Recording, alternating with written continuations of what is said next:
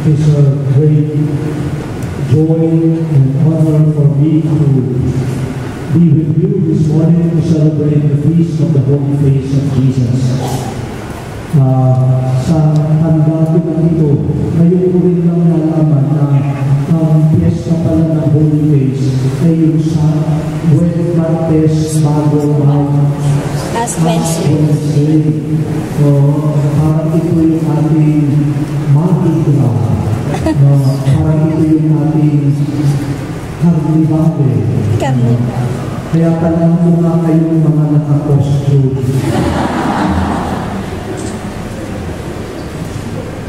At doon sa mga nasa taas, dahil malapit-lapit kayo sa namin, ipagdasal niyo po kami nandito pa sa lupa.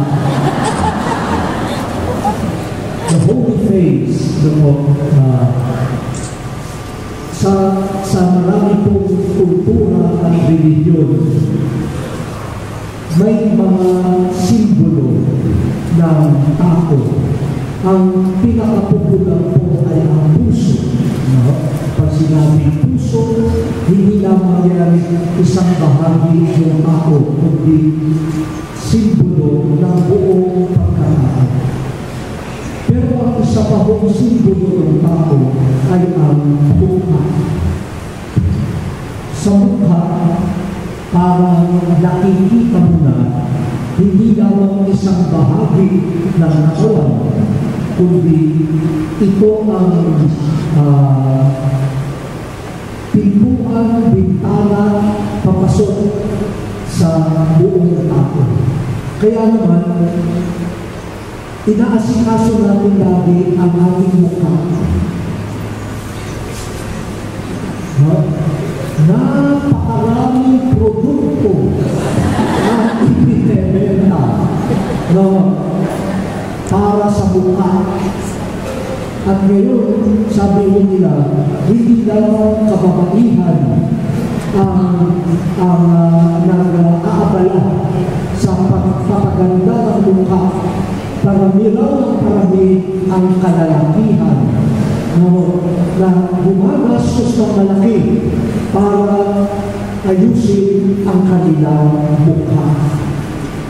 Kung maayos pa. Kaya naman, tayo sa Pilipinas, hindi lamang mukha ang inaasikaso. Ang dami rin natin advertisement sa buhok. Shampoo, pagulay, kasi malapit-lapit sa mukha at nakaka-apekto sa mukha. May mga tao hindi lalabas ng kwarto kapag may bisita hanggang hindi muna ayusin man lang ang kanilang mukha. Subukan po ninyo, pag kayo ay may mga kasalo sa pagkain, mag-alis kayo ng mukha, yung kaharap nyo, unti-unti, gaganyan din. Iisipin, naku, baka ako rin. Nakakahiya ang mukha. Ganyan. At meron tayong mga expressions na related sa mukha o face. Sabihin nila, baby face. Meron din mukhang Biyernes Santo. Kahit ano pang araw ang mukha niya, Biyernes Santo. Sabi ko ng Santo Papa, bakit ba may mga Kristiyano na mukhang laging kapupunta lang sa libing? Mukha ba ng Kristiyano yan? Mukha ba ng Kristiyano yung parang lagi ka lang ka-a-attend ng funeral? Mukha. Pero ang isang masakit ay pag pinagsabihan ka, doble face. Ibig sabihin ay ang dami ng mukha. Ibig sabihin, hindi ka tapat. Ang mukha mo ay maskara lamang. Hindi mo pinapakita ang tunay mong pagkatao. Kaya depende sa sitwasyon, iba na namang maskara ang tinatago mo ang tunay mong pagkatao. At depende sa iyong laging kasama. Sabi nila, yung mag-asawa, pag matagal nang magkasama, nagkakamukha na sila. Si Mrs. meron na rin bigote. Magkamukha.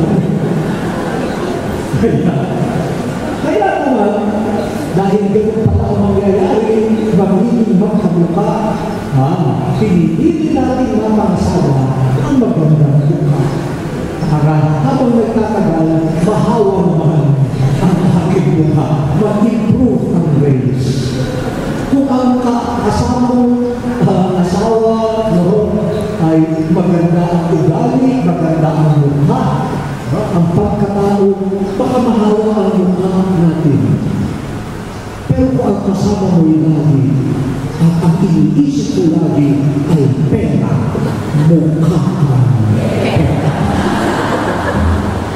Napakalalim po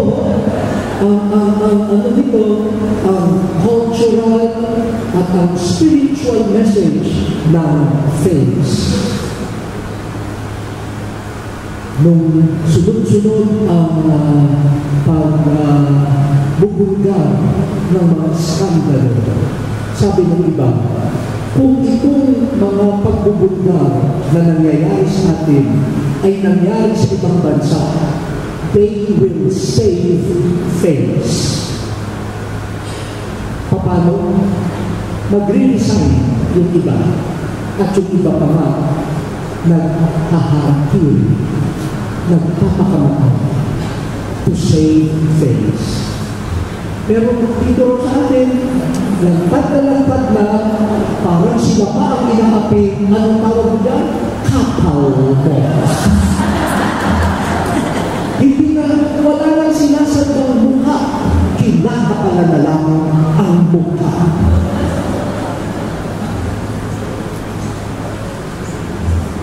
Hanggang bukas pa tayo matatapos yung sa dami ng posibleng magagandang pagninilay tungkol sa mukha. And here we have the holy face of Christ. At ayon nga po sa paanyaya sa taong ito, Year of the Laity, sana ang mukha ng light po ay mukha ng mga santo at bayani. Saints and heroes. At sino ang modelo natin? How do we acquire the face of a saint and the face of a hero? Na hindi dapat pinag-iwalay. Yan ay magkasama sa mukha ni Kristo. Our not only hero in the faith, who died for us, who offered his life not only for a country, for a people, but for the whole world, the whole of humanity. The supreme hero. Yung mga ibang heroes nag-aalay lang ng buhay para sa kanilang bayan.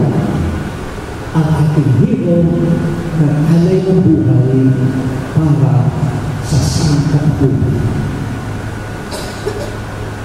At siya ay hindi basta bayani. Siya ang banal na anak ng Diyos. Holy face, the face of sanctity, sainthood, and the face of martyrdom, heroism, combined in Jesus. Siguro po una, talaga namang holy face si Jesus dahil siya ay tunay na anak ng Diyos. Siya ay tunay na Diyos. Siya ay Diyos. Kaya ang mukha ng Diyos ay laging banal. Holy, holy, holy Lord, God of hosts. Who is holy? God. And so the face of God is nothing else but holiness. E dahil si Jesus ay anak ng Diyos, hindi siya maaaring magkaroon ng ibang mukha, kundi mukha ng Diyos, mukha ng kabayan. Pero ito po ang napakagandang misteryo at mensahe para sa atin. Sabi po ni San Pablo sa kanyang sulat sa mga taga-Colosas, Jesus in His human form is the image of the invisible God. Yung mukha ng Diyos nagkaroon ng mukhang tao. The face of God has acquired a human face. Kaya yung mukha ng Diyos as spirit na hindi natin nakikita, ngayon nakikita na natin. Ang mukha ng Diyos ay nakikita natin sa mukha ng isang tao. Si Jesus, na tunay na anak ng Diyos, na naging tao. Kaya ngayon, tayong mga tao, meron ng modelo kung paano re-relokoyhin ang ating mukha para maging banal. At ang modelo ay ang mukha ni Jesus. The human face of Christ becomes for us the way to acquire the holy face of God. How to become godly, how to become saintly. It is through the humanity of Christ, His human face, that we learn the way. At ito po ang pinapakita sa mga pagbasa. Dalawang katangian ng holy face of Jesus as a human face that all of us, especially the deity, called to be holy and to be heroes and heroines. What do we learn from the human face of Jesus? Dalawa po. Una, sabi po lalo na sa ikalawang pagbasa, sa sulat ni San Pablo sa mga taga-Filipos, and confirmed by the gospel. The holiness of Christ is first seen in His obedience to the Father. Yan ang mukha ni Jesus. Pagtalima sa kalooban ng Ama. The holiness of Christ is the reverse of the attitude of Adam. Kaya nga, He is the new Adam. The first Adam disobeyed God. And by this disobedience, according to St. Paul, sin entered the world, and death entered the world. But thanks to the new Adam, thanks to his obedience, grace abounds in the world. Sabi po ni San Pablo sa second reading, He obeyed the Father, even to the point of emptying Himself. Kung ba rin ang lahat, huwag lamang mahiwalay sa kalooban ng Ama. Hindi po madali para kay Jesus. Sabi nga natin, no, anak na siya ng Diyos, He emptied Himself to become human. Tayo mga Pilipino, sabi natin, nakatungtong ka na sa kalabaw, bakit ka pa bababa sa putikan? Mahirap yun, no? Nakatungtong ka na sa kalabaw, bababa ka pa sa putik. E gano'n ang ginawa ni Jesus.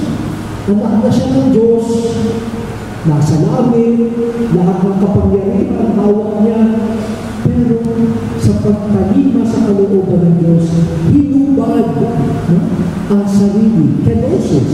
He emptied himself. And he did not cling to his glory as God. Bagamat may karapatan siya, dahil anak siya ng Diyos, hindi. Hinubad ang sarili. Sa pagtupad sa kalooban ng Ama. That is the holy face of Christ. That is the holy face of everyone, especially the laity, who want to become saints.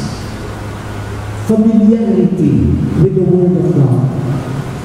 Familiarity with the Will of God.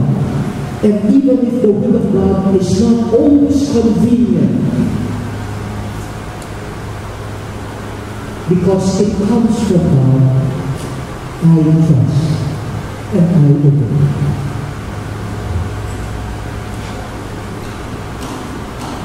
Ang sarap sundin ang sariling kalooban, ang sariling plano. No? Ako may lesson dyan eh. Nung minsan po, dahil sa traffic, nahuli ako sa aking aeroplano, sa flight ko. No? Galit na galit ako. No? Gusto kong sulatan ng lahat ng agency. MMDA, malakad na. Kaya, diba kayo, traffic na yan, hindi na natin masolusyonan. No? Pati itong mga flight na ganyan, mga iiwan ng pasahero. Tanda ko pa ho sa isang meeting sa Malaysia, Regional Asian Meeting, tatlo kaming Filipino na speakers. Pagkatapos po ng seminar, sabi nung isang organizer, sabi, we really appreciate you, Filipinos. Your talents are of international caliber. Sabi, hindi malaki itong ating conference. Kung wala kayong tatlong Pilipino, parang nasayang itong conference na ito. Ako sinabi pa, pati yung mga artists, no, yung ating mga singers, ating mga musical conductors, sabi, international talaga kayo. Hindi pumapalakpak naman ang tayo ko. Ang sagot ko what can we do? Talagang, wala hindi naman namin kasalanan ka. Talented kami. Yung face. Ayan lang, sabi niya, pero ang gagaling niyo mga Pilipino, pero bakit hindi niyo maayos ang inyong traffic? Sabi ko, ang gagaling namin, pero simpleng bagay like traffic, parang hindi umuobra ang aming galing. No? Ito naman, dahil na sa traffic na yan, I missed my flight. Galit na galit ako. No? Bumuwi ako. Nagpa-reschedule ng flight. Ba? Pinaumagahan. Kasama sa balita. Yung aeroplano dapat kong sakyan ay na-hijack. Mula noon, sabi ko, ang kalooban ng Diyos, kahit sa tingin ko, in the end, God tells a better story. I might be asserting my plan, my story.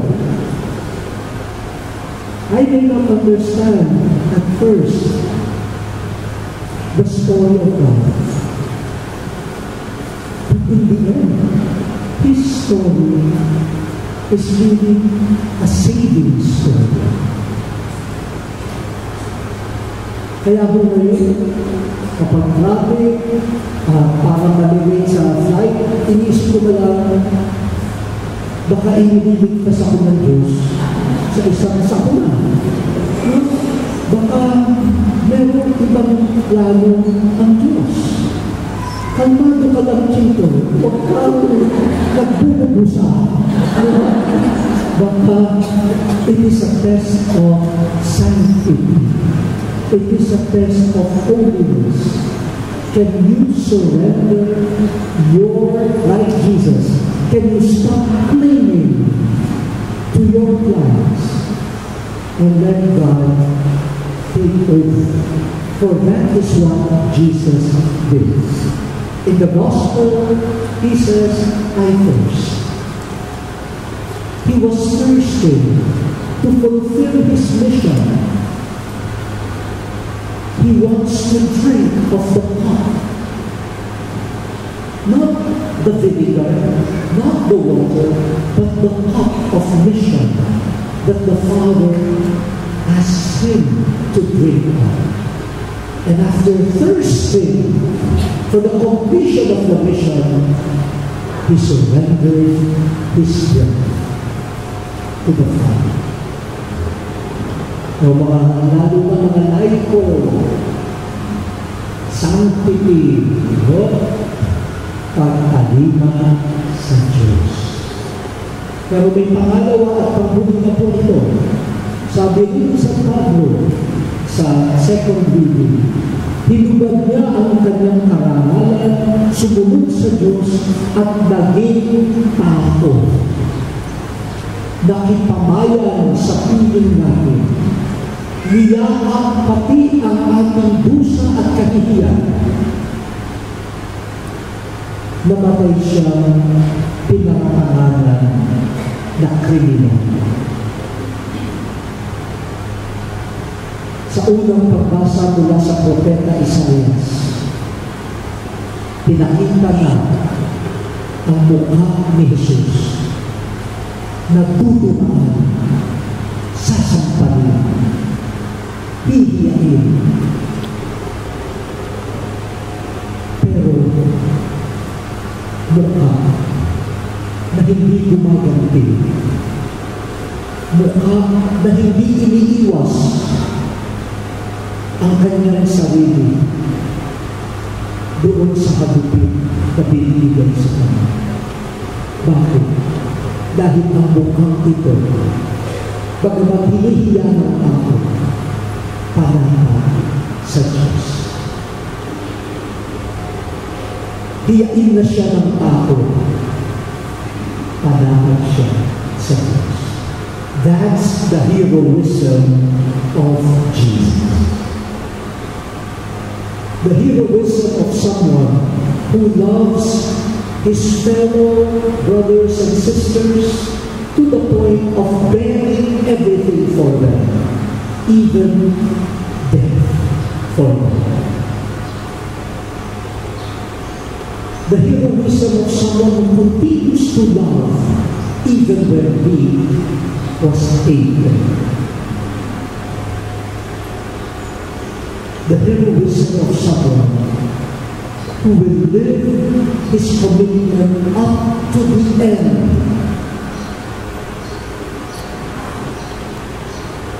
Because he is secure in God. So ang pagiging bayani ni Jesus, mukhang bayani, ay hindi lamang yung basta binahin. Hindi. Ang pagkabayani niya ay bunga ng napakalalim na pag-ibig na hindi susuko. Pag-ibig na kayang batawin ang lahat.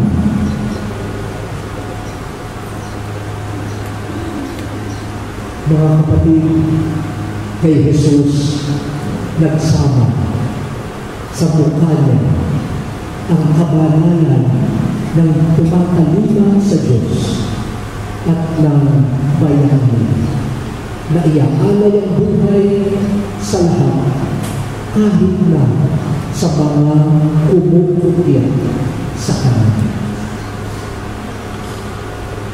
Sabi ko nga, di ba sa huling hapunan, si Jesus,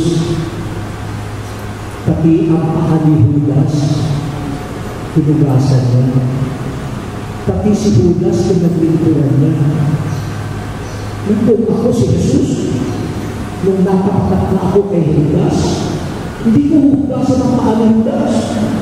Puputulin ko ang paa niya. Nung hindi na siya nakapunta doon sa... nung hindi niya na ako maibenta. Hindi naman ako si Jesus. Mabuti na lang. Maiiba ang gospel. Ano siya, no?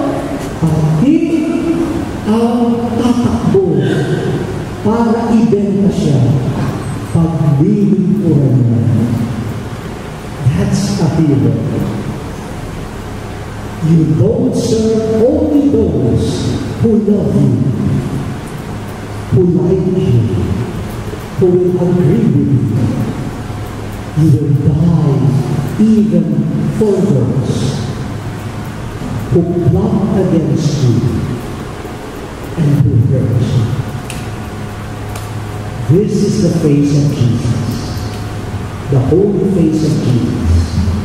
And in this very human face, we see the face of God.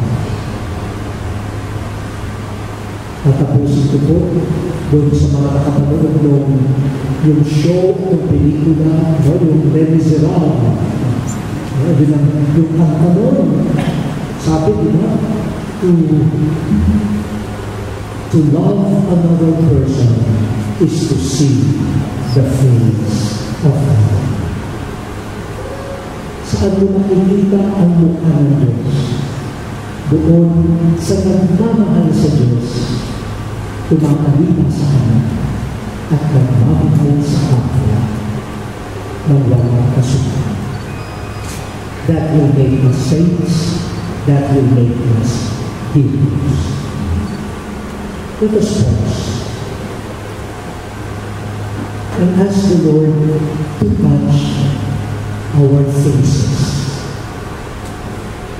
to touch our persons,